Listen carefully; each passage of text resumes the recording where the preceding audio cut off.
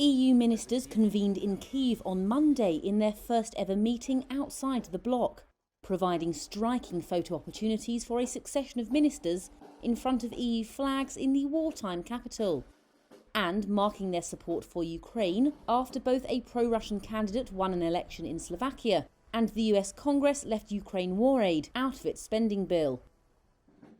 Foreign Minister Dmytro Kuleba brushed off both events, especially the move in the US, as he greeted EU Foreign Policy Chief Josep Borrell. We don't feel that the US support has been shattered because the United States understands that what is at stake in Ukraine is much bigger than just Ukraine. It's about the stability and predictability of the world. And therefore, I believe that we will be able to find the necessary solutions.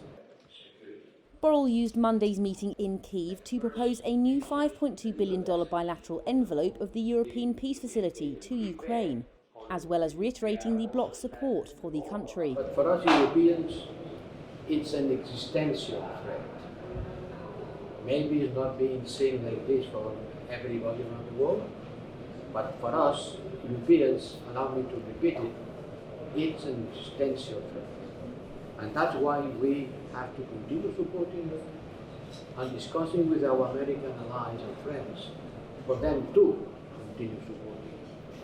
And I am sure that this decision will be reconsidered and altogether will be on your side.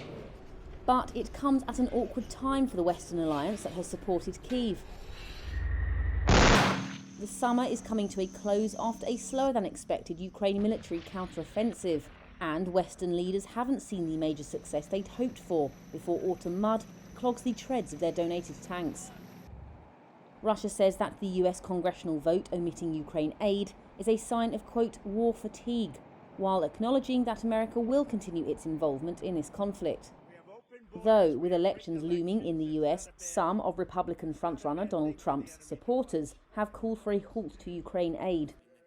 Ukrainian President Volodymyr Zelensky reiterated in his address to EU ministers the vital nature of their support, while Germany urged allies to help Ukraine prepare for winter after Russia bombed Ukraine's energy infrastructure last year.